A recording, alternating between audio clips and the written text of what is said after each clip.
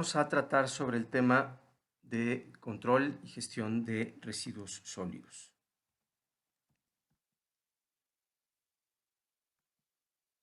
En primer lugar, tenemos que recordar que nuestro enfoque es un enfoque de inteligencia que busca resolver problemas de riesgo o problemas en situación de desastre a partir de comprender cuáles son estos problemas, cuáles son sus causas y, por supuesto, a partir de una toma de decisiones lo más acertada posible.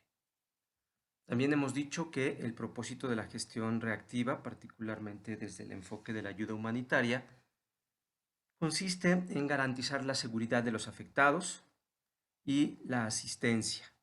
Y esto, por supuesto, también garantizando condiciones de vida digna para las personas.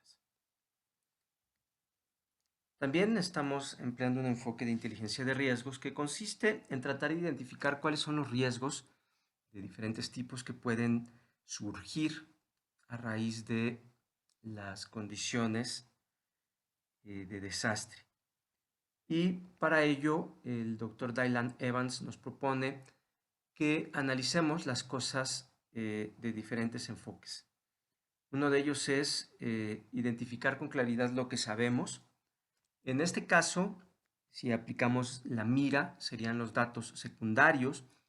Eso nos pueden ser de gran utilidad, es decir, tener claros los antecedentes, tener claros los datos de lo que está ocurriendo, hasta donde los datos secundarios nos lo permiten. ¿Cuáles son los datos secundarios? Los que hagamos antes de llegar al terreno. También tenemos que tener claro, a partir de esos datos, qué es lo que no sabemos. Y hemos visto que podemos descomponer el desastre en diferentes territorios, en diferentes sectores, mirarlo desde diferentes disciplinas y, por supuesto, hemos insistido mucho en esta idea que debemos tratar de colocarnos los lentes de los diferentes grupos sociales, particularmente los más vulnerabilizados, que inciden en estos eventos desastrosos. Y finalmente, tenemos que decidir para reducir daños y pérdidas en situación de desastre. Y hemos dicho también que en medio de saber lo que sabemos y saber lo que no sabemos, hay un hueco, hay una brecha que tenemos que rellenar y eso lo hacemos a través de las evaluaciones, particularmente aquellas que se hacen de manera ordenada y sistemática a partir de un modelo de inteligencia, aplicando el ciclo de inteligencia, donde definimos con claridad lo que necesitamos conocer y establecemos todos los instrumentos hasta llegar a obtener el producto de inteligencia, que es ese conocimiento que nos hace falta para tomar mejores decisiones. Ahora, en cuanto a los residuos, el manual nos plantea que por gestión de residuos sólidos se entiende a un proceso y que es utilizado para gestionar y eliminar residuos sólidos orgánicos e inorgánicos, domésticos, institucionales y comunitarios, médicos, peligrosos y no peligrosos. Entonces vemos que los residuos pues pueden ser de diferentes tipos. Pueden ser algunos que sean peligrosos o no peligrosos, pueden producirse en las casas, pueden producirse en diferentes instituciones o pueden ser generados de manera colectiva en espacios comunitarios. Entonces, como veremos, estos residuos no necesariamente son la misma cosa, sino que en esencia podemos diferenciarlos. Y eso es importante tenerlo presente porque la norma nos muestra diferentes tipos de residuos, pero también nos muestra diferentes espacios donde debemos gestionarlos. Vamos a comenzar con un video que yo espero les ayude a irnos ilustrando sobre este concepto tan complejo de los residuos sólidos y los desastres. Entonces vamos a comenzar con un video. Pobladores del municipio de Joquicingo junto con voluntarios, se organizaron para retirar los escombros de las casas colapsadas en la zona centro de la entidad. En total, fueron 50 casas con pérdida total y 190 viviendas dañadas por el sismo del martes, que requerirán una evaluación para determinar si se derrumban o se reconstruyen. Las principales calles de la cabecera municipal se encuentran obstruidas por escombros y cintas de seguridad. En las bardas de las viviendas dañadas se pintó la leyenda peligro para advertir a la población. Con información e imágenes de Gerardo Avendaño Villavicencio, Notimex. Lo primero que podemos observar es que en una situación de desastre se producen muchos tipos de residuos. Y estos residuos pueden generarse particularmente en los daños. Es decir, las cosas que se dañan pueden transformarse en residuos y podemos utilizarlos de diferentes maneras o podemos manipularlos de diferentes maneras. Y la norma nos dice que debemos, en situación de desastre, planificar los sistemas de gestión de residuos sólidos. Esto puede darse en el contexto de los daños, pero también en los procesos de hospedaje. Hay que manipular, separar, almacenar, clasificar, procesar los residuos, de preferencia en su propio origen. Es decir, podemos dividirlos en dos grandes grupos, los residuos orgánicos y los inorgánicos, y como vemos, gran parte de los productos que se generan como resultado del desastre, pues son residuos inorgánicos. Ahora, hay que manipularlos. Nosotros observamos ahorita en el video cómo algunas personas se organizaron pues para comenzar a levantar escombros y a mover los residuos que habían quedado de algunas viviendas y se organizaron de manera comunitaria. Hay que transferir los residuos a un punto donde se puedan recoger por otras autoridades y hay que transportarlos y llevarlos a su disposición final, a su reutilización, a su readaptación o reciclado. Entonces resulta algo muy complejo en muchas ocasiones porque la cantidad de residuos sólidos que produce el desastre son muchos y por lo tanto se requiere todo un sistema reforzado de disposición de los residuos. ¿Qué quiero decir con esto? Que los residuos municipales, los residuos urbanos que se producen habitualmente, pues no son en esencia la cantidad que se requiere remover una vez que ocurren los daños y pérdidas. Por lo tanto, este sistema se va a ver rebasado por dos motivos. En primer lugar, porque puede sufrir daños, es decir, camiones de basura, eso lo vamos a ver más tarde. También pueden sufrir daños los sitios de disposición, los rellenos sanitarios, los centros de transferencia. Es decir, el sistema de disposición de residuos puede sufrir daños por un lado, pero por otro lado se va a ver rebasado particularmente porque se producen enormes cantidades de nuevos residuos. Y por lo tanto hay que saber qué hacer con esos residuos que se generan en condición de desastre. Entonces, la gestión de residuos sólidos en la norma 5.1 nos dice que hay que tener un entorno libre de residuos.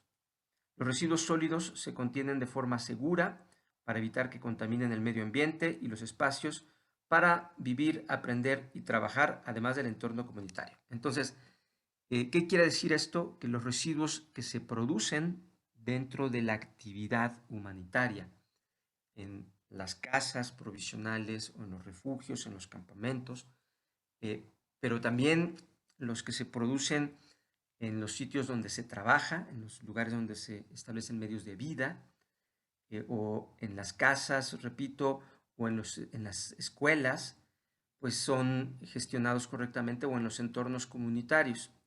Entonces aquí debemos entender que hay un espacio, que es el espacio del refugio temporal, que tiene que administrar sus residuos, pero este espacio está dentro de otro espacio que es el espacio desastroso, donde hay daños y pérdidas y grandes cantidades de escombro y grandes cantidades de residuos y un sistema de gestión de residuos que tal vez está siendo rebasado porque sufrió daños o por esa enorme cantidad de nuevos residuos. Entonces, esto resulta en ocasiones complejo. Entonces, se requiere diseñar un programa de eliminación de residuos sólidos en función de los riesgos de salud pública, la evaluación de los residuos generados por hogares e instituciones y las prácticas habitualmente existentes en la comunidad. Entonces, resulta un tema complicado trabajar en ámbitos humanitarios, la gestión de residuos, repito, porque se producen en espacios donde la gente no está en su casa y hemos dicho que a veces lo comunitario se cuida menos, lo que es de todos se cuida menos, pero también estamos en un espacio donde el sistema de gestión de residuos de la localidad, de la ciudad, del municipio, han sido rebasados también.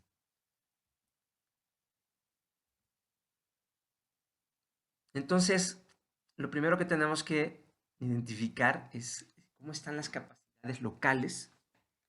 Y aquí hablan de reutilización en un principio, ¿no? Es decir, primero las capacidades locales para la recolección, concentración, transporte y disposición final. Pero aquí, particularmente en la guía, nos hablan inmediatamente de reutilización. Es decir, lo ideal es no generar basura, sino que en el lugar donde se está produciendo, encontrar mecanismos para su reutilización, lo cual resulta muy complejo por lo que ustedes pueden observar ahí. Readaptar, reciclar o hacer composta, en ocasiones puede ser fácil decirlo, pero difícil aplicarlo. Vamos a ver un segundo video sobre este tema.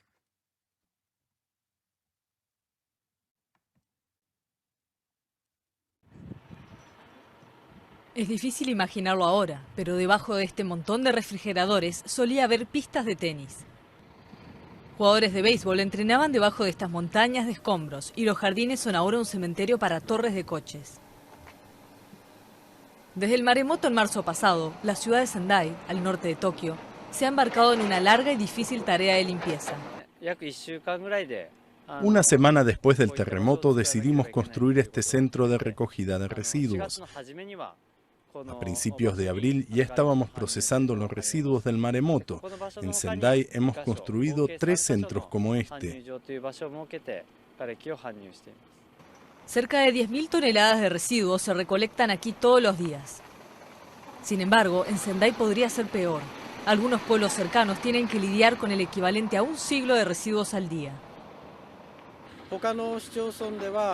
En Sendai lo hacemos nosotros mismos, pero en algunas zonas más afectadas tienen que enviar algunos de los restos a Tokio. Son llevados allí todos los días en tren. Casi un año después del desastre nuclear de Fukushima, la radiación aún es una preocupación para las personas en gran parte del país. La ciudad de Tokio es una de las pocas autoridades que ha aceptado ayudar a las prefecturas vecinas a deshacerse de los residuos. Pero con mucho cuidado, miden los niveles de radioactividad de la basura. Nadie quiere tener desechos contaminados cerca de sus hogares. Hemos recibido cerca de 4.000 cartas de quejas. En más del 85% de ellas, los ciudadanos se preocupan por la radioactividad o nos dicen que no quieren que importemos los desechos. Se preocupan por sus hijos, temen que los niveles de radiación sean muy altos. Inicialmente, el gobierno tenía la esperanza de eliminar todos los restos en 3 años.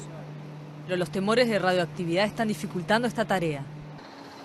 Y si otras prefecturas no ayudan a asumir parte de la carga, la reconstrucción y la recuperación de Japón pueden llevar más tiempo de lo esperado.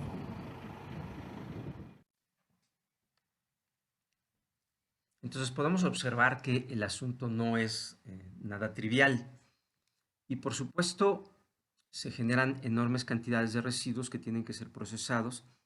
Como vemos, se requieren espacios donde puedan ser concentrados, En algunos casos se pueden separar y en otros casos se pueden reutilizar.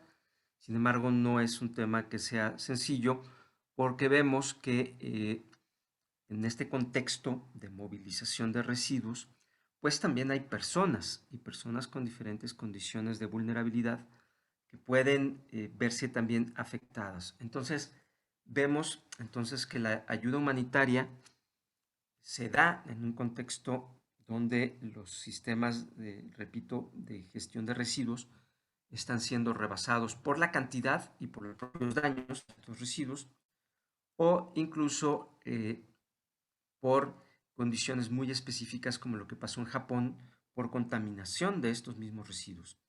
Entonces, adentro de todos estos residuos vienen también sustancias que pueden ser nocivas para la salud. Y la norma nos dice que hay que conocer los papeles asignados a hombres, a mujeres, a niños y a niñas en la gestión de residuos sólidos a fin de evitar crear riesgos de protección adicionales, ¿no? Entonces, ¿qué se va a hacer en los refugios temporales con los residuos? Pues nuevamente tenemos que considerar los diferentes grupos y cómo es que estos grupos participan en estos procesos. Y repito, en un contexto donde ha sido rebasada la capacidad habitualmente de gestión de residuos. Entonces hay que trabajar primero con las autoridades locales o municipales y los proveedores de servicios para asegurarse de no sobrecargar los sistemas e infraestructuras existentes, especialmente en zonas urbanas. Esto a mí me parece curioso el comentario porque esta idea de no sobrepasar los sistemas o no sobrecargar los sistemas e infraestructura existentes resulta difícil porque están sobrepasados. Y repito, están sobrepasados porque pudieron haber sufrido daños esos sistemas o por otro lado porque la cantidad de residuos que provoca el desastre son tan grandes que entonces vamos a estar en el contexto de una situación donde han sido rebasados. Por lo tanto, se tiene que planear sobre el hecho de que muchos de estos servicios serán rebasados. Hay que proporcionar prendas de protección e inmunizar a las personas encargadas de recoger y eliminar los residuos sólidos, así como a las que participen en su reutilización o readaptación. Entonces, aquí se plantea de repente la idea de que dentro de los refugios temporales o de los campamentos es posible generar espacios donde se pueda hacer esta separación. Lo ideal es que se haga en los hogares, pero repito, entonces estamos como una doble dinámica, son dos sistemas. Un sistema más grande, que es el sistema de la ciudad o del país, que está siendo rebasado en su capacidad de gestionar residuos sólidos, y al mismo tiempo los refugios temporales que en esencia también requieren un proceso de gestión de los residuos en el ámbito de este refugio. Entonces son como dos sistemas, un sistema pequeño que opera dentro de otro que de entrada ha sido rebasado también. Entonces hay que velar porque los centros de tratamiento se gestionen de forma apropiada, adecuada y segura. Y hay que utilizar cualquier método seguro y apropiado de tratamiento y eliminación, como enterrar, vertidos controlados o incluso la incineración, lo cual, si se dan cuenta, puede producir contaminación. Es decir, eliminarlo todo revuelto, enterrarlo, puede ser que contamine los mantos acuíferos tarde o temprano, vertidos controlados a los ríos o a los sitios, a nuestros cuerpos de agua, o incinerarlos, pues van a contaminarse ya sea en uno de los casos el suelo, en otro el agua y en el otro el aire. Por lo tanto, se tiene que identificar cuáles son los mecanismos que menor impacto pueden tener. Administrar los centros de gestión de residuos de forma adecuada para prevenir o minimizar los riesgos para la protección, especialmente de los menores. Veamos un caso más. Legal y estamos muy agradecidos de la oportunidad de poder presentar este trabajo. Solo hacer una pequeña... Voy a verificar que el sonido esté bien porque quien hablan español no necesariamente es nuestro español, entonces vamos a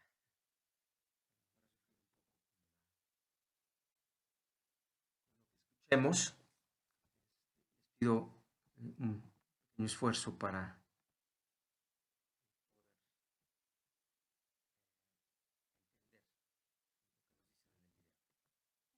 legal y estamos muy agradecidos de la oportunidad de poder presentar este trabajo.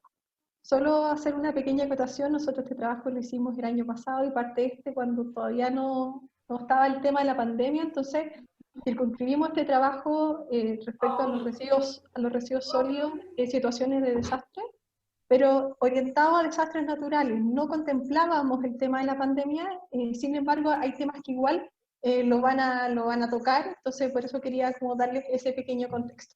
Así que vamos adelante nomás, para respetar el tiempo. Dale, Maca.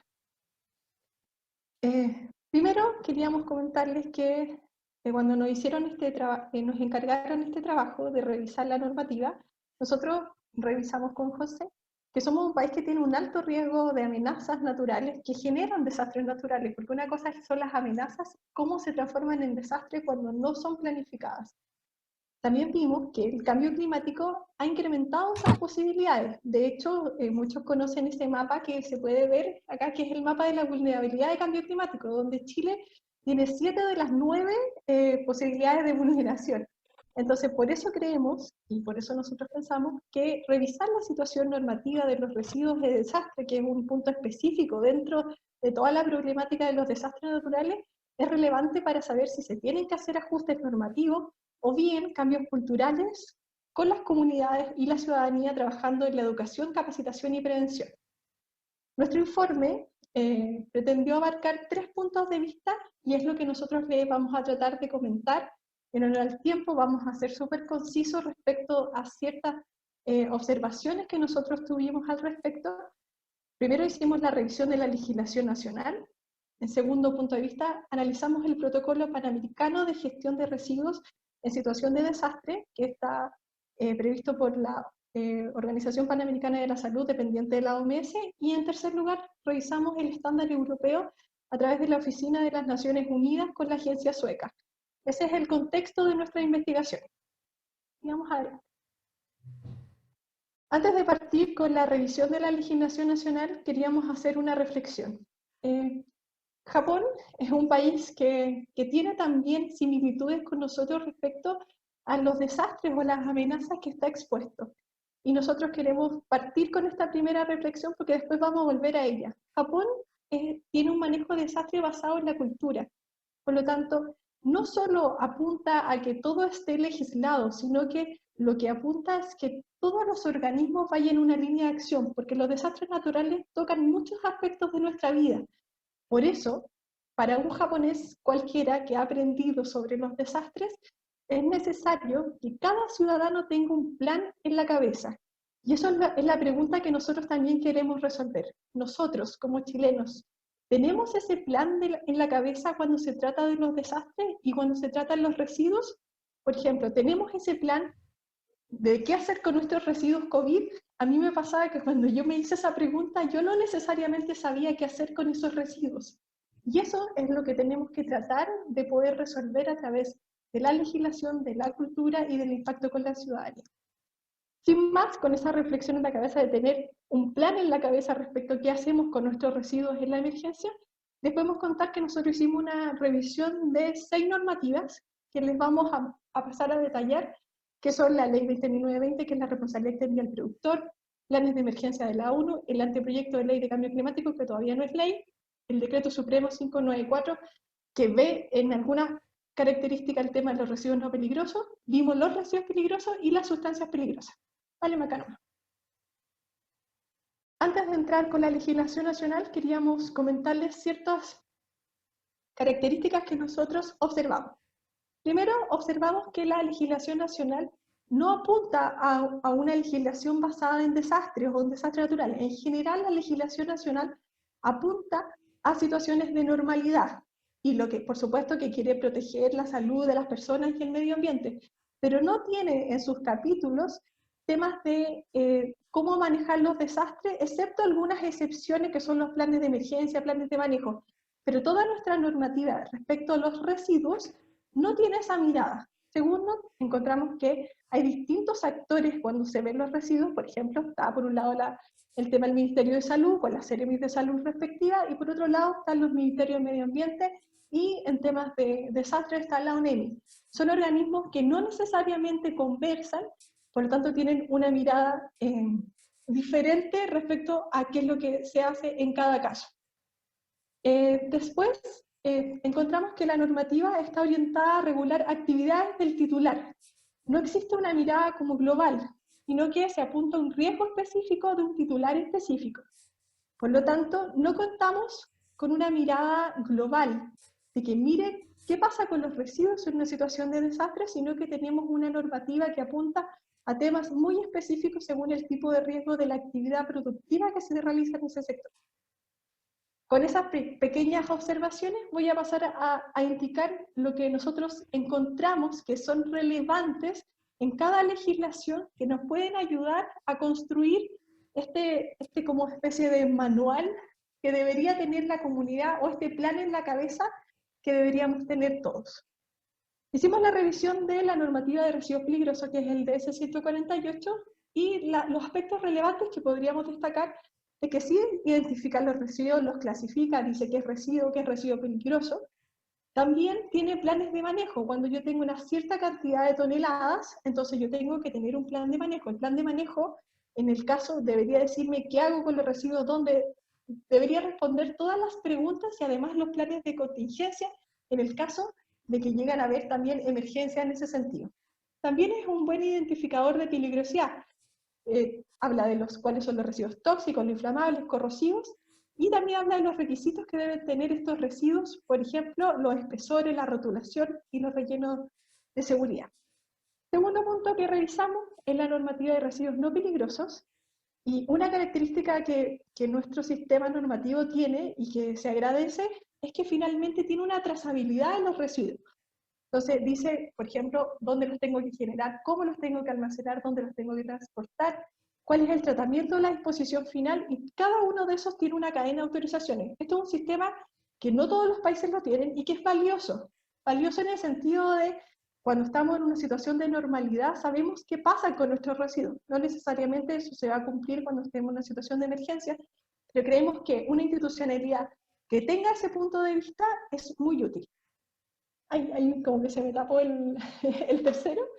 Y respecto a sustancias peligrosas, que es el decreto 43, que es un decreto, entre comillas, joven, las características que podemos tener aquí y lo que agradecemos de esta normativa, es que hace la clasificación según la norma chilena 382, que clasifica las sustancias explosivas, inflamables, tóxicas. Hace también hincapié que se tienen que hacer capacitaciones anuales, esto siempre pensando en el establecimiento. Tienen que haber cadenas de mando, planes de emergencia y simulacros, que son perspectivas que toma la normativa, que encontramos que son relevantes. Es una mirada muy técnica y muy institucional, pero encontramos que son elementos que son relevantes que la normativa haya abordado. Sigamos nomás. Ahora encontramos nuestra querida ley REP, que CCU conoce bien porque nosotros hemos trabajado mucho en ella también, que es nuestra ley marco de gestión de residuos y responsabilidad extendida al productor. La ley REP, dentro de los objetivos que tiene, es disminuir la generación de residuos y fomentar su reutilización, reciclaje y tipo de valorización. Pero la ley REP, en su corazón, lo que quiere hacer es finalmente que el que produce, el que pone a disposición en el mercado el producto, que además son productos prioritarios, no son todos los productos, en nuestro caso, por ejemplo, son los envases e embalajes, que nosotros nos hagamos cargo de respecto a lo que pasa con ese residuo, y eso se hace a través de sistemas de gestión, y luego que pueden ser individuales o colectivos, y luego que pasen, y después que eso se valorice. En la ley REP, o en general el sistema de la ley REP, no está pensado en un mundo donde haya generación de residuos de desastre, pero sí encontramos, cuando nosotros hacemos el análisis previo, que cuando esto esté en operación, el sistema de gestión va a ser un ente muy especializado en qué hacer con los residuos. Por lo tanto, encontramos que hay muchas oportunidades respecto a qué puede pasar con los sistemas de gestión en un desastre. Además, Las municipalidades, y eso lo sabe bien también la Municipalidad de Providencia, que también sé que lo va a revisar, ellos también pueden ser gestores, por lo tanto ellos van a cumplir un doble rol en un desastre, porque van a ser un organismo que va a estar muy especializado en cierto tipo de productos prioritarios, por supuesto no todos, por un lado ser el gestor de los residuos y por otro lado ser el actor de la comunidad local que tiene que ir a resolver en las breves horas de los desastres qué hacer con ellos. Por eso creemos que esto puede ser una herramienta muy importante y debería considerarse, por ejemplo, una municipalidad, ¿qué hacer con esto? También la ley RED contempla temas de educación ambiental, por lo tanto también creemos que esto es un aporte que si bien en su origen o lo que está pensado en la ley RED no está pensado para esto, sí creemos que es un elemento que tenemos que considerar. Por ejemplo, las municipalidades, si son gestoras y también tienen esta otra misión de gobierno local, deberían preguntarse dónde se generan los residuos según cada tipo de desastre. Por ejemplo, un terremoto o un incendio tiene residuos diferentes, por lo tanto, debería preguntarse cuáles son las alternativas que tiene en caso que colapse un sistema, dónde se podrían disponer aquellos residuos, sabe cuáles son los materiales peligrosos que existen en su comuna. Esas son las preguntas que una municipalidad, tanto como gestor como municipalidad, debería hacerse. Yo creo que por eso la experiencia que nos va a entregar la ley REP va a ser muy relevante. Respecto al anteproyecto de ley de cambio climático, lo que nosotros revisamos es que la ley lo que le pide es que se van a generar planes planes sectoriales identificando los riesgos de mitigación y adaptación. La UNEMI es quien va a tener que generar estos instrumentos de gestión de amenazas y tiene que incorporar criterios de adaptación y mitigación a los mismos. Por lo tanto, le va a pedir que los organismos del Estado, en este caso, por ejemplo, el Ministerio de Medio Ambiente con Salud, trabajen coordinadamente en la gestión de desastres, que yo creo que es un elemento significativo para avanzar, como ya les comentamos, en Chile, que en general es un país muy vulnerable a amenazas que pueden transformarse en desastres, que se oriente a través, por ejemplo, de una institucionalidad como la Ley de Cambio Climático. Un punto importante que no está en el anteproyecto de ley de cambio climático, pero sí es relevante, que nosotros tenemos los NDC, que son nuestras contribuciones determinadas, que nosotros para cumplir nuestros grados, no subir los grados de temperatura, uno de los compromisos que adquirió Chile es hacer una estrategia nacional de residuos orgánicos. Nosotros consideramos que ese punto también es un tema a relevar, independiente que no sea una norma propiamente tal, pero recién se está trabajando, de hecho creo que recién se subió a la consulta para ver qué podemos hacer. Encontramos que es un elemento de educación ciudadana en caso de crisis que va a ser muy relevante. Por ejemplo, ¿qué pasa en un desastre? Yo no sé qué hacer con mi basura orgánica. ¿Tengo algún plan en la cabeza respecto a qué hacer con ella? Y puedo solucionar desde mi comunidad, ser un poquito más autovalente y no siempre esperar que sea la autoridad la que vaya a buscar mis residuos domiciliarios. Si yo no tengo esas respuestas, probablemente se van a generar muchos más problemas. Por ejemplo, se van a generar vectores o van a haber contaminación de los ríos. Por eso necesitamos también que todas estas leyes se articulen no solo en base a la técnica, sino en base a qué puede hacer una comunidad respecto a esa información. Por último, nosotros revisamos los temas de la UNEMI. La UNEMI lo que hace, también tiene planes básicos de coordinación según el tipo de desastre. El que más se parecía a los temas de residuos era aquel que estaba vinculado a sustancias o materiales peligrosos. También hace una clasificación según la NH 382, hace sistemas de alerta, coordinación, pero una mirada muy institucional. No resuelve muchas de las preguntas que nosotros queríamos encontrar, que era qué hago, cuáles son los parámetros. Siempre es esperar que la institucionalidad llegue y no darle respuestas a la comunidad para ver qué también puede hacer en ese mismo plazo, a lo mejor en las primeras horas de la emergencia. Digamos.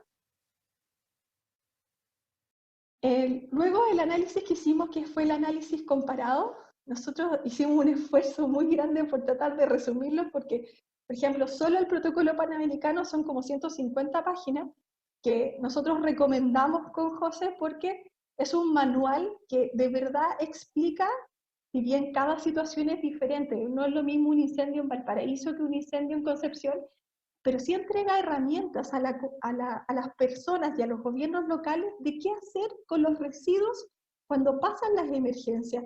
Y son temas prácticos, es decir, por ejemplo, no, si usted va a hacer un relleno sanitario, fíjese que no hay un río. Si usted necesita sacar los escombros, mire el mercado de escombros. Entonces, nos entrega herramientas, y son, por supuesto, recomendaciones que cada país tiene que hacer, pero que nosotros consideramos que son útiles y que no están en ninguna parte de la legislación, que si bien también coincidimos que no todo se puede legislar, pero que sí fomenta el tema de la autocapacitación y capacitación que consideramos que deben tener los gobiernos locales o las comunidades empoderadas.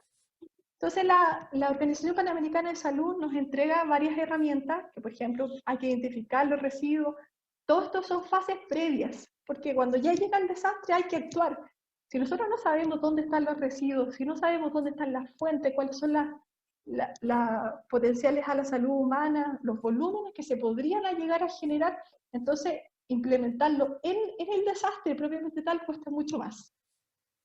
Respecto a la ONU, que también que es el estándar europeo de la agencia sueca, hace clasificaciones que para nosotros también son importantes porque distinguen lo que hay que hacer entre las 0 y 72 horas y las 72 horas después.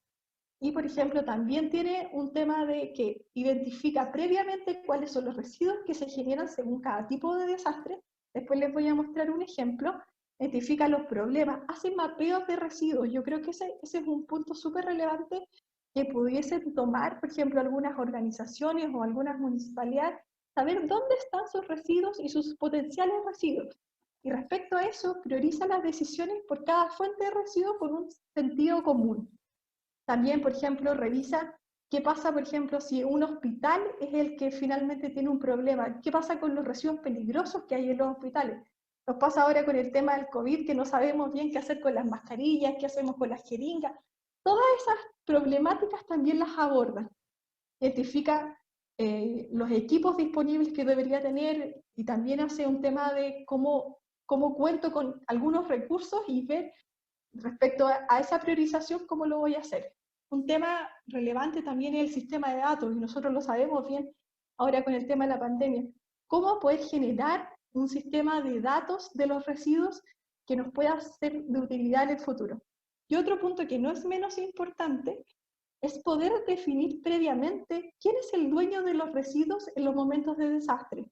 Como yo, por ejemplo, les dije, por ejemplo, un sistema de gestión podría valorizar esos residuos, pero si yo no sé de quién va a ser cargo esos residuos en ese momento, entonces todas estas labores se pueden ver entorpecidas. Por lo tanto, tener una definición previa de quién podría ser el dueño de ese residuo en ese momento, o tener al menos varias variables para identificarlo, creemos que es un punto relevante que el estándar europeo reconoce. Bien. La otra. Este, por ejemplo, es un breve resumen del análisis que hace, por ejemplo, la OPS y la ONU. Identifica, por ejemplo, los incendios forestales, qué daños se generan, qué tipos de residuos y cuáles son los impactos. Y a partir de esto, entrega recomendaciones generales. Por supuesto que cada uno lo tendría que adaptar a su propio interés, a su propia realidad, y lo hace, por ejemplo, de diferencia con los terremotos. Nosotros, por ejemplo, que tenemos tantas amenazas como terremotos, inundaciones, incendios, creemos que es un buen elemento, un buen punto de partida, que también, si bien la UNEMI lo contempla, no lo contempla con este nivel de detalle, al menos en los niveles de residuos. Y que por eso encontramos que son elementos que sí podrían ayudar a hacer esta bajada comunitaria, bajada local o incluso institucional, porque está muy orientada hacia los titulares que desarrollan actividades, no necesariamente el bien jurídico protegido como es una comunidad. Bien.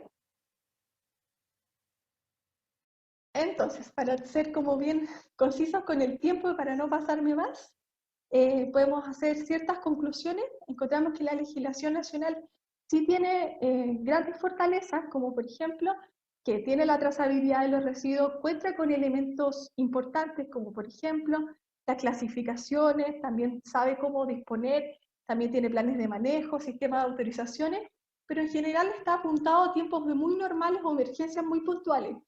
Nuestra legislación está el local y el titular, por lo que le falta esa mirada comunitaria que no necesariamente tiene que haber un cambio normativo, pero sí tiene que haber una capacitación intensa y coordinación intensa de aquella institucionalidad, que puede ser la UNEMI, que puede ser salud, para saber qué hacer, revisar. Nosotros encontramos el rol de las municipalidades y los sistemas de gestión que van a tener una alta especialidad en los residuos.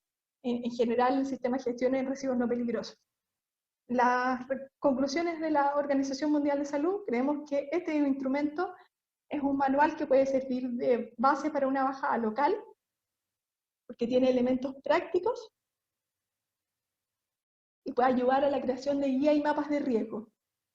Respecto de la ONU, encontramos que este manual también ayuda mucho a hacer esta diferencia entre tipos de desastre y nos dice que no todo siempre tiene, nosotros los abogados nos encanta generar normativa por todo, entonces dice que no todo tiene que tener un criterio normativo sancionador, lo que primero que tiene que primar es la transparencia, la capacitación y la información. Por eso encontramos que tiene que haber un conocimiento cabal del entorno, y eso se puede hacer a través de planes reguladores, de saber qué hay en las industrias, saber los residuos que se cuentan con ellas, y ser transparente de qué es lo que hay, no solo en una industria que está en una esquina, sino que finalmente tener un frente industrial y saber lo que podría llegar a pasar. Comunicación y capacitación preventiva y el diálogo con la sociedad civil. Sí. Nosotros quisiéramos compartir dos reflexiones para no pasarnos en el tiempo que nosotros encontramos también a partir de la investigación que la hace Stefan Kaider cuando hace su artículo respecto también a la ética y a la ética que deberían tener en los desastres. Primero, los desastres no son un asesino aleatorio. En general, los desastres no matan al azar, sino que afectan socialmente a las personas más vulnerables. Entonces, para que no pensemos, es un deber ético anticiparse a esto porque va a afectar a la gente más vulnerable, que no necesariamente es la gente que tiene menos recursos, sino que también a mujeres, a niños, por lo tanto es relevante pensar en eso. El segundo mito es creer que siempre que hay un desastre yo tengo que desalojar a la gente de donde vive. Y eso no es necesariamente así, porque una comunidad empoderada, una comunidad que sabe lo que tiene que hacer, con este plan en la cabeza que yo les dije, podría incluso enfrentar mejor un desastre si supiera qué hacer en su territorio y no despojarse de su territorio. Por supuesto que hay ciertas situaciones donde sí o sí van a tener que abandonar el lugar, pero no es una regla de oro. Y el tercer mito que nosotros queríamos desmitificar también y compartir es que las víctimas, siempre se piensa que las víctimas no pueden ayudar porque están siempre en shock. Y eso no es así. Los estudios han demostrado que las personas pueden ayudarse siempre que están bien capacitadas a recuperarse sin la ayuda, incluso la intervención estatal. Nosotros tenemos que pensar que hay muchos desastres donde la intervención institucional puede no llegar o llegar muy tarde. Entonces, por eso encontramos que el foco también tiene que estar orientado a poder empoderar a las comunidades.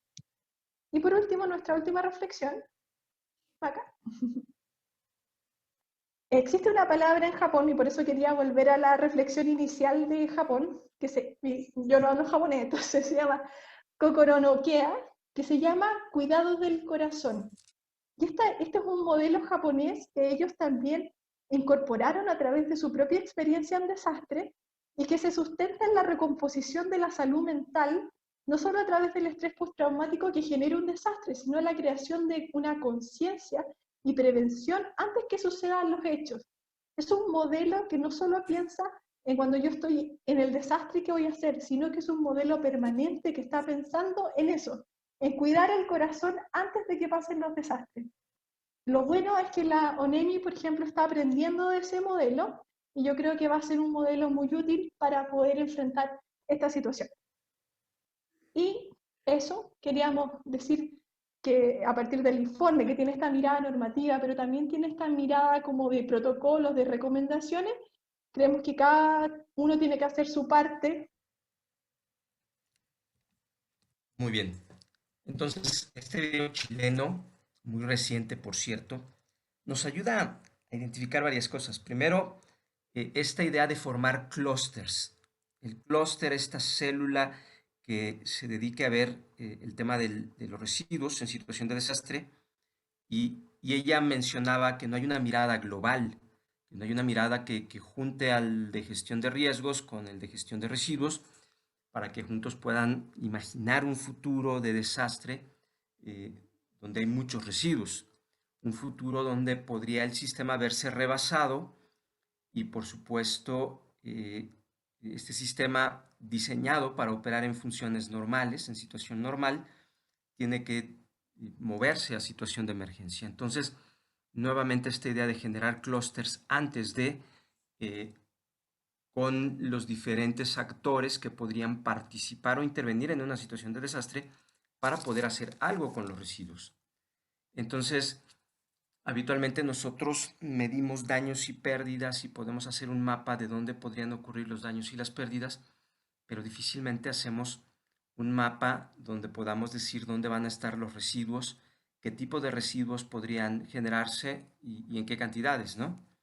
Y luego se requieren también, igual ocurre en México, normativas que establezcan la obligatoriedad de tener planes de gestión de residuos en situación de desastres. Tanto la normatividad chilena como la mexicana coinciden, yo creo, en ese punto. Luego, otro punto que es muy interesante es que se debe plantear este enfoque comunitario. Comencé con el primer video donde la comunidad y un conjunto de voluntarios se organizaron para recoger los residuos, para mover todos los escombros y comenzar el proceso de limpieza. Evidentemente, las autoridades locales habían sido rebasadas y entonces es cuando los vecinos y voluntarios se organizan, y en eso también coincidimos en el hecho de que la acción colectiva, aquí lo que observamos son muchos vecinos colaborando en el proceso de limpieza junto con sus autoridades, ¿no? Habla de otra cosa que vamos a ver un poco más adelante, lo que es el mercado de escombros. Cuando hablamos de los mercados, tenemos que ver si hay algún mercado para esos productos. Evidentemente, a partir del mapeo de residuos, es decir, cuántos residuos se podrían producir, pues se puede planear qué se va a hacer con todos esos residuos en caso de que se materialice el problema. Por supuesto, hay residuos peligrosos, residuos especiales, que son, mencionaron aquí, los residuos hospitalarios. Puede haber otro tipo de residuos que requieren un manejo especializado y que, bueno, requieren mucha atención. Y bueno, todo surge desde la casa. Y es algo bien interesante porque aquí de repente pensamos que la gente va a estar en una vivienda provisional administrando los residuos en ese espacio provisional, pero al mismo tiempo tiene el espacio donde vivía, es decir, su casa que está dañada y que está destruida. Entonces, ambos lados ocurren, ¿no? Se requiere mantener el refugio temporal limpio, pero no es la única prioridad de las personas. Las personas requieren salir a limpiar también su terreno, su predio, para comenzar el proceso de recuperación. Entonces, la norma 5.2 nos habla de acciones domésticas y personales para gestionar los residuos de forma segura y nos establece esta idea de que las personas pueden recoger de forma segura y posiblemente tratar los residuos sólidos en sus hogares. Entonces, aquí estamos hablando como de dos hogares, ¿no? Tu hogar provisional, tu instalación provisional, que es donde tú estás refugiándote, y por otro lado, tu terreno, tu lugar, tu sitio donde estaba tu casa, y que también requiere limpieza porque tú lo que quieres es regresar. Entonces, si se dan cuenta, aquí va a haber un jaloneo entre prioridades. ¿A qué le doy prioridad? ¿A mantener el refugio limpio o a mantener o empezar a limpiar mi casa y mi terreno? Y muchas veces la gente simplemente no va a los refugios temporales, decide seguir limpiando hasta poder recuperar su espacio. Entonces vemos que están los campamentos donde puede haber personas afectadas y al mismo tiempo las casas que requieren limpieza, y estamos luchando entre ambos casos, ¿no? Entonces hay que proporcionar a los hogares un almacenamiento cubierto, conveniente y de dimensiones adecuadas para los residuos domésticos, contenedores para pequeños grupos de hogares, ¿no? Entonces hay que tener en cada casa los botes de basura y al mismo tiempo botes de basura comunitarios para disponer basura y que no veamos esto en los campamentos, ¿no? Además, si ustedes observan, son envases de plástico de la misma ayuda seguramente. Entonces hay que establecer puntos de recogida pública en la vecindad de las casas provisionales, claramente marcados y delimitados, donde las familias puedan depositar sus residuos diariamente. Esto estamos hablando tanto del campamento como de las casas donde habitaban estas personas. Veamos un video más.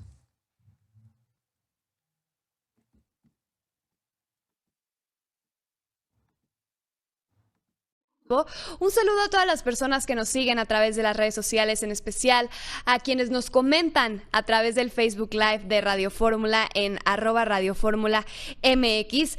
Un saludo hasta Villahermosa, Tabasco, para Fernando Izquierdo, también para Horacio López, Ever Mendoza, para Francisco Moreno, Lucio Carlos Alves Pereira hasta Brasil, un saludo, también para Ana María Palmeros hasta Puebla, y para Javier Basabe, pues supongo que es de Manzanillo porque nos pone que arriba Manzanillo. Entonces un gran saludo y gracias por seguirnos a través de estas plataformas de la tecnología. Les quiero platicar que en la semana estuve pues investigando qué es lo que había sucedido con los escombros y lo que sigue sucediendo con los escombros de los edificios derrumbados de aquí de la Ciudad de México. Entonces, porque al principio no nos decían mucho, no sabíamos a dónde se estaban llevando. Leyendo e investigando pude ver que la Agencia de Gestión Urbana fue la encargada de recibir los reportes de parte de las personas y llevarse los escombros. Se han levantado al menos 900 toneladas de escombros y cascajos nada más del sismo del 19 de septiembre.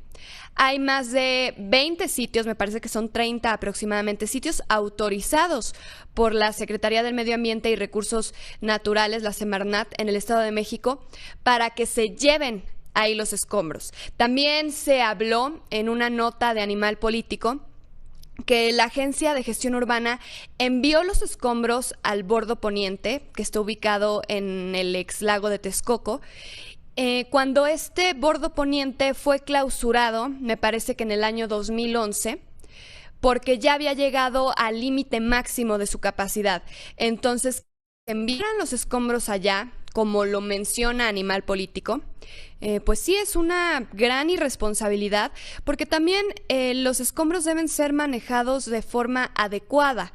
No es lo mismo que lleven a un lugar concreto que electrodomésticos, pintura, asbesto, las varillas. Entonces sí es necesaria una separación y también un manejo adecuado de estos residuos. ¿Por qué? Porque en primer lugar, el mal manejo puede dañar la salud de los seres humanos, y también si no están colocados en un buen lugar, alejados a más de 500 metros, me parece, de cuerpos de agua, pues pueden dañar, en este caso, el medio ambiente, hablando del agua, pero también es contaminación del suelo y del aire. Y para ello, para que nos explique a grandes rasgos y nos saque de estas dudas, tengo el gusto de saludar esta mañana a Rubén Lazos Valencia. Él es director general de regulación ambiental de la SEDEMA. Rubén, ¿cómo está? Muy buenos días. Ya lo platicábamos, mucho se ha hablado de los residuos que vienen de los escombros. ¿A dónde llevaron los escombros durante la emergencia? Muy buenos días. Bueno, número uno, se implementaron algunos sitios de disposición temporal. Sí. Y hoy en día la Secretaría de Medio Ambiente tiene ya en su página un listado de 30 sitios autorizados en el Estado de México y 2 en la Ciudad de México para la disposición de residuos. En la Ciudad de México se ubicó uno en Cuemanco, y posteriormente se llevaron a un sitio que se llama Concretos Reciclados, también para su disposición. Entonces sí lo llevaron, porque yo estuve leyendo un artículo en Animal Político donde decían que al principio fueron llevados los escombros al bordo poniente, que fue clausurado en 2011, porque ya había llegado al límite de su capacidad. Entonces comentaba que para una emergencia sí esa decisión era buena, pero ya después el manejo no podría ser así. Exactamente. La Secretaría de Medio Ambiente siempre está impulsando la correcta disposición. Entendemos que en este momento de emergencia, se tuvieron que implementar algunos sitios de disposición temporal. Sí tengo entendido de que algún residuo se llevó al bordo y posteriormente deberá de llevarse a sitios de disposición final autorizados ubicados en el Estado de México. Rubén, ¿de qué manera se hace la separación de los escombros? Porque, bueno, sabemos que puede haber materiales peligrosos y no es lo mismo el concreto que un electrodoméstico. Entonces, ¿de qué manera llevan a cabo esta separación? Hace alrededor de 3 semanas se firmó un convenio con la Semarnat. Sí. En el mismo se establece que en los sitios de disposición final deberá de realizarse un trabajo de separación de residuos, de tal forma que las varillas se separen por un lado, los residuos no reciclables por otro, y los reciclables, que se refiere a ladrillo o concreto o arenas, pueda ser separado por otro lado. La intención es hacer una correcta disposición y una correcta separación, pero ya en el sitio de disposición. Posterior a esta separación viene el reciclaje. ¿Qué van a hacer al respecto? Sí. Pues la Ciudad de México emitió ya desde hace más de un año la norma 07, que establece qué tipo de elementos constructivos pueden ser construidos o fabricados con este material reciclado. El material reciclado no tiene la misma resistencia que los materiales vírgenes. Es por esto que se destinan hacia bases de calles o guarniciones o banquetas, en donde pues, no soportan grandes pesos, y es correcta un uso de materiales reciclados en ese caso. Rubén, mucho se ha hablado de que las familias, las personas, debemos tener un plan de protección civil en caso de alguna emergencia. En este caso, pues se enfatizó más en los sismos, ¿no? Y así como nosotros debemos tenerlo, se supone que también debería haber una guía para el manejo de residuos para casos de desastres naturales. ¿Qué nos puedes comentar al respecto? Bueno, lo que te puedo decir es que sí tenemos una normatividad, que es la 07, para el manejo de esos residuos de las construcciones o demoliciones. Y también, como tú sabes, hace poco se implementó la norma 024 para una correcta separación de residuos en lo general. Pues apeguémonos a la normatividad existente también en el caso de emergencias. Hay que señalar que la Ley de Reconstrucción de la Ciudad de México señala que hay facilidades administrativas para la disposición de residuos, en este caso, por ser nuestro tema, pero en general hay una facilidad administrativa para una disposición adecuada. También se ha hablado de unas viviendas emergentes que iban a estar hechas de PET, relleno de los escombros, de parte de los escombros. Pero no conozco la iniciativa, Fernanda, discúlpame. Bueno, se llama BIEM y comentaron que eso iban a hacer. Pero también está esta parte de que querían hacer viviendas temporales con materiales reciclados de los escombros. No conozco la iniciativa, pero sí hay tecnologías muy avanzadas en donde se usan materiales reciclados para la construcción de vivienda, de casas en general. Es una alternativa, pero no te podría decir que se está usando en este momento. Ok. ¿La Agencia de Gestión Urbana es la encargada de ir por los escombros en caso de que la gente lo reporte? Hay una coordinación entre la Agencia de Gestión Urbana y la Secretaría de Obras y Servicios, y las delegaciones también están participando, pero digamos que como la cabeza responsable se ubicaría Agencia de Gestión Urbana y la Secretaría de Obras y Servicios. Rubén Lazos, director general de Regulación Ambiental de la SEDEMA, ¿algo más que quieras agregar al respecto? Yo quisiera nada más agregar que la Secretaría de Medio Ambiente tiene dispuestos alrededor de 35 vehículos patrullas, jeeps, camionetas que están haciendo revisión de una correcta disposición de residuos en general. Estamos concentrando la atención en suelo de conservación, evitando que algunas personas, camioneros, hagan mala disposición y estén contaminando nuestro suelo de conservación.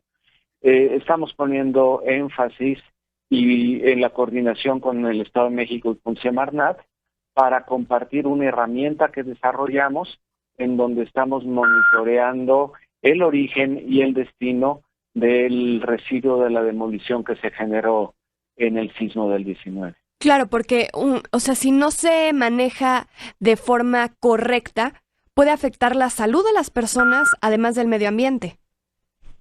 Sí, por supuesto. Ya pasamos el estado de emergencia en algunos casos y estamos poniendo la atención en que las cosas se hagan correctamente y por eso este esfuerzo adicional de la Secretaría de Medio Ambiente para supervisar un correcto traslado de este residuo a los sitios de disposición autorizados. Claro, pues Rubén, muchísimas gracias por haber tomado esta llamada. Muy importante todo lo que comentas. Mucho gusto, Fernanda. Muchísimas gracias. Muchísimas gracias, Rubén Lázaro. Bueno, entonces podemos ver lo que ocurrió en 2017 y cómo nuevamente la cantidad de residuos rebasó la capacidad del sistema en ese momento. Como en Japón se tuvieron que instalar sitios para concentrar residuos y posteriormente colocarlos en otros sitios de disposición final. Y por otro lado, notamos que nuestra normatividad es una normatividad para condiciones normales. Entonces tuvieron que utilizar una normatividad de condiciones normales y tratar de adaptarla a condiciones de desastre, ¿no? Entonces eso sigue siendo una problemática. Y lo que nos dice el manual es que hay que organizar un sistema de recogida periódica de los residuos domésticos y de otra índole de los puntos designados de recogida pública. Entonces vemos nuevamente esta doble visión que tenemos que manejar en el desastre, lo que es el refugio que tiene que estar limpio y los campamentos que tienen que estar limpios y por otro lado un sistema en términos generales rebasado. Y dice la norma 5.3 es un sistema de gestión de residuos sólidos a nivel comunitario y dice que los puntos designados para la recogida pública no están desbordados de residuos, tratamiento o eliminación final de los residuos de seguro. Entonces tenemos que tener presente que hay como varios espacios, dijimos nosotros, y este es uno de ellos que es el espacio público. Entonces habitualmente la gente va a lanzar los residuos al espacio público cuando el sistema no está funcionando de manera correcta. Y nuevamente entra aquí la idea del voluntariado, ¿no? Es decir, en muchas ocasiones decíamos que entra la gente y lo vimos hace rato, mucha gente queriendo colaborar en el momento de la emergencia, pero días después ya no colaboran de la misma manera y por lo tanto es importante planear eso desde un principio. Vamos a ver otro aspecto más de esto.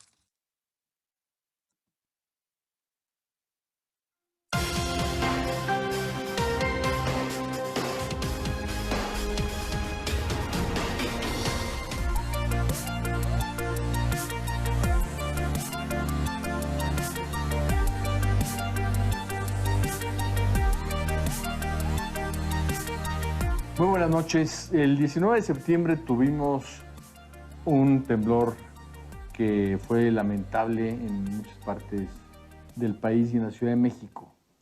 Y esto genera una enorme cantidad de residuos de la construcción que la propia Semarnat le decía al gobierno de la ciudad: no vayas a tirar esos residuos en donde sea, es algo que tiene que estar totalmente bien planeado. Sin embargo, en México solo hay una empresa que se dedica a reciclar todos estos residuos de construcción y demolición. Y esta empresa se llama Concretos Reciclados. Su director general está aquí con nosotros, Enrique Granel. Enrique, gracias por Muchas gracias por la invitación. Buenas noches. Y por pues darnos un poco de luz sobre este tema tan importante. En primer lugar, ¿por qué a la Semarnat le preocupa tanto en dónde depositar todos estos residuos de los edificios que desafortunadamente se colapsan? Yo creo que es por el propio evento en sí, ¿no? A todo el público en general le preocupa qué se va a hacer con esos residuos y que se piensa que son mucho, ¿no? Desafortunadamente estos residuos, hablando de los edificios colapsados, son residuos muy revueltos. ¿Son tóxicos? Puede ser, depende de lo que guarde cada quien en su casa, si guarda pinturas, solventes o residuos infecciosos, qué sé yo. O sea, nadie sabe qué hay ahí. Nadie sabe qué hay ahí. Entonces, lo más conveniente en este caso sería llevarlos primero a un sitio donde se pudiera hacer una separación adecuada y que cada reciclador se lleve lo suyo, ¿no? En mi caso yo me llevaría los residuos de la construcción, el de plástico se llevaría los plásticos, etcétera, ¿no? Desafortunadamente es un residuo muy revuelto y habría que separarlo antes de poder emprender cualquier reciclado, ¿no? ¿Y ustedes qué hacen para reciclar el residuo de la construcción? Bueno, nosotros para empezar el residuo ya lo pedimos limpio, o sea, es muy fácil. Cualquier señora en casa puede separar la basura orgánica de la orgánica, ¿no? El ingeniero tiene que hacer lo mismo, separar cartón, separar papel, separar textiles y concentrar en un solo sitio todos aquellos materiales que vienen de un agregado pétreo, ¿no? Concretos, piedras, morteros, tabiques, todo lo que está formado por agregados. Varillano. También, sí, tenemos separadores de materiales ferrosos que también se envían después a reciclado, pero lo que producimos nosotros básicamente son gravas, arenas, bases hidráulicas, subbases, materiales que pueden ser utilizados en muchas obras de ingeniería civil. ¿Y es mucho más barato el material reciclado que uno nuevo? Yo diría que lo mismo, pero yo vería la película completa porque a veces nos quedamos un poco cortos. Si yo genero residuos de la construcción, tengo que llevarlos a disposición a algún sitio. Si voy a hacer una edificación nueva, tengo que comprar agregados vírgenes o naturales nuevos que también tienen un costo. El proceso del reciclado tiene el mismo costo que producir un agregado natural. Aquí la diferencia es que cobro yo por la recepción, ¿no? X cantidad, y a cambio de eso, del costo total, le quito esa parte y me queda un agregado reciclado que va a ser más barato que el agregado natural. O sea, a la mitad o quizá menos, ¿no? Si a esto le sumamos que todos los agregados naturales y los sitios que están autorizando de disposición, todos están en el Estado de México, y yo estoy en la Ciudad de México, habría que sumarle los costos de acarreos, que los sitios donde se traen los materiales cada vez más lejanos, ahorita son San Vicente Chicoloapan, Iztapaluca, Texcoco, Santa Fe, pero se van agotando esos bancos y tenemos que ir cada vez más lejos por los materiales. No sé si fui claro. Sí, cómo no. Pero, ¿y ustedes en dónde reciclan? En Iztapalapa, en la delegación de Iztapalapa. Aquí mismo en la Ciudad de México, así es. Entonces se ahorra también ese pedazo, digamos, del costo que es... Del acarreo, claro. El transporte. Ahora, ¿qué dice la ley con respecto a este proceso? Bueno, la primera norma que se publicó en el 2004 de residuos de la construcción, del manejo de residuos de la construcción, hablaba de que había que llevar por lo menos un 30% de todos los residuos de la construcción que generaran las diversas obras y constructoras a reciclaje, incrementando este porcentaje en un 15 hasta llegar al 100. Eso se cumplió hace mucho, tanto que la norma se cambió, ¿no? Entonces ahora ya no hay ninguna exigencia en cuanto a volumen. Se recomienda a las empresas, ¿no?, que lleven sus materiales a una planta de reciclaje más que a una de disposición final, cosa que no se logra mucho. Más bien son las empresas que tienen que cumplir con alguna certificación tipo ISO o empresas socialmente responsables o con un proyecto de estos nuevos LEED, que son las que llevan los... ¿Pero no lo hacen porque incrementa sus costos o simple y sencillamente por práctica? No lo hacen por práctica, por comodidad, por flojera. Es decir, al final del día es más barato usar agregados reciclados y además estamos cumpliendo con una norma y aparte es mucho más sustentable que de la otra manera, ¿no? O más bien sí es sustentable. Pero digamos, si yo tengo residuos de construcción. Sí, claro. Y los voy a depositar en algún lugar, ¿en dónde hay depósitos? Hay, que yo sepa, 13 sitios de disposición autorizadas, todos en el Estado de México. Por eso, entonces es más cerca ir a depositarlo en Iztapalapa. En teoría sí, lo que pasa es que si estoy en Azcapotzalco o en Coajimalpa, a lo mejor no es tan cercano y ya me conviene más ir a Santa Fe. Pero, bueno, la verdad es que nos hacen falta plantas de reciclado en la Ciudad de México, debería haber por lo menos 4, ¿no? Pero eso es un negocio. Sí, es un negocio. O sea, claro. faltan empresarios que digan, conviene hacer este negocio. Un negocio enorme no lo es. O sea, nosotros somos muy caprichosos y nos encanta el proyecto. Digo, si fuera un negocio impresionante, pues ya existirían esas plantas, que no existen, ¿no? Pero es socialmente útil, ecológicamente amigable. Por supuesto. ¿No? Están reciclando algo que de otra manera se va a depositar, quién sabe en dónde y qué daño le haga. Que por las características de este tipo de residuo es muy voluminoso y es precursor de otro tipo de asentamientos, ¿no? Por ejemplo, la Semarnat cuando define lugares para estos depósitos, ¿qué tipo de lugares escoge? O sea, escoge normalmente sitios de disposición final. O sea, no es ¿Pero que qué son sitios? Normalmente son desérticos, socavones de viejas minas y cosas así por el estilo. Por ejemplo, ahorita los residuos sólidos se depositan en una mina en el Estado de México, en el Milagro, desde que se clausuró el bordo poniente. El bordo poniente. ¿No? Así es. Digo, se trata de hacer lo mejor posible, pero vamos, lo mejor sería que no generáramos basuras. Desafortunadamente sí generamos, entonces por lo menos bajar la producción. Pues sí, pero la basura se define como la mezcla de los residuos sólidos. Si no se mezclan, pues son materia prima. Así es. Lo mismo está sucediendo. Los residuos de aquí, manejo especial, y en este caso los residuos de la construcción, son materia prima para generar agregados reciclados para múltiples usos. Si alguien tiene interés en contactar con su empresa para hacer este reciclaje, para contactarlos, ¿a dónde los pueden llamar? Pueden, están los teléfonos en nuestra página www.concretorreciclados. De cualquier forma vamos a poner en pantalla toda la información de contacto para quienes quieran hablar con ustedes sobre este tema ya de manera más directa. Muy bien, hemos visto cómo estos materiales pueden incluso reutilizarse y en México, particularmente en Iztapalapa, ocurre. Sin embargo, también vemos que no está en la cantidad suficiente como para todo esto, ¿no? Y el manual nos dice que tenemos que velar porque instituciones como las escuelas y los espacios de aprendizaje, los espacios amigables para la infancia y las oficinas administrativas, pues tengan disposiciones, botes de basura cerrados, marcados, para tener residuos y particularmente buscar que estén separados. Eso es algo muy importante. También el proceso mediante el cual nosotros enviamos ayuda humanitaria puede provocar también la generación de residuos que, como muy bien lo dijo el doctor Esteban Moctezuma, se pueden separar y entonces dejan de ser basura, ¿no? Hay que establecer almacenamientos claramente marcados y con vallas para residuos generados en zonas comunitarias, especialmente en los mercados formales o informales, centros de tránsito y registro. Entonces tenemos que tener limpieza alrededor, en el desastre, limpieza en el espacio donde estamos, particularmente en las zonas de habitación provisionales, pero también hay que limpiar las casas o los terrenos. Y por otro lado, los espacios públicos tienen que tener esos mecanismos. Y como ya lo dijimos, se requieren clústeres.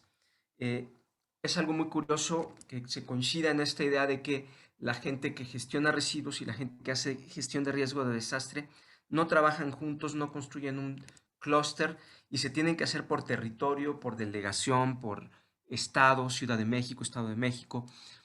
Los sectores, si se dan cuenta, interviene el sector de la construcción, interviene el sector salud, intervienen diferentes sectores de reciclaje, incluso de otros productos, de reciclaje de varilla, de metales. Entonces, y disciplinas, también hay diferentes disciplinas que tienen que ver con el medio ambiente, con el cuidado, y grupos de personas afectadas. Es decir, mientras mejor se gestionen los residuos masivos y exista transferencia al mercado de residuos, ya vimos ahorita que si hay un mercado Y si este mercado, como lo decían las colegas de Chile, este mercado se identifica previamente y se genera el clúster con ese mercado, de modo tal que una vez ocurrido el desastre, el mercado sea capaz de absorber parte de estos residuos, aprovecharlos como materia prima, entonces las condiciones de las personas se van a ver menos presionadas, porque repito, el sistema en general ha sido rebasado y por lo tanto es conveniente hacer cosas para recuperarlo y tener un plan que incluya los residuos, un mapa de residuos, no solamente un mapa de dónde pueden ocurrir los daños, sino un mapa de qué tipo de residuos y qué cantidad de residuos podrían ocurrir. Tiene que ocurrir en temas sectoriales, ya lo dijimos, pero también puede ocurrir de manera multisectorial o con diferentes disciplinas o sectores. Por lo tanto, resolver estos problemas implica generar las células desde un principio que se van a hacer cargo para crear los planes de intersección entre el sector público y privado. Aquí vimos que un privado resolvió parte del problema de los residuos de la Ciudad de México, incluso de manera más económica. Compraron, recibieron estos residuos y pues los convirtieron en grava, en arena, no de gran calidad porque no sirven necesariamente para hacer casas o edificios grandes, pero sí se pueden utilizar para pavimentos, para pavimentar, para hacer bases y subbases de pavimentos y para otros usos. Entonces, eso sería todo. Nos vemos un poco más tarde para la otra sesión. Y bueno, me pasé un